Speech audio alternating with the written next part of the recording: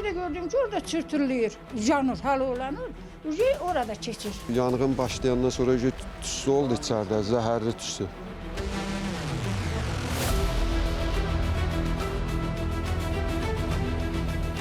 Paytaxtda çoxmərtəbəli binada yanğın baş verib. Hadisə Yasamal rayonu Əsəd Əhmədov 41 ünvanındakı 21 mərtəbəli binanın 14-cü mərtəbəsində qeydə alınıb. Belə ki, yanğın hadisəsi mənzilin mətbəxində başlayıb.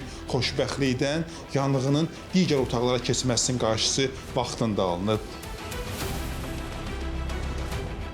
Kuxunadan başladı yanğın, qazdan. O yanğın başlayandan sonra tüslü oldu içeride, zəhərli tüslü. Partlayış güclü olmasın diye ışığı söndürdük. Uşağı da gücündən çıxartdıq çölədən. Öz evinizdə? Ya kirayə ev. Burada oturmuşduq. Bir de gördüm ki orada çırtırlayır. Elə bildim uşaq telefonla burada oynayır.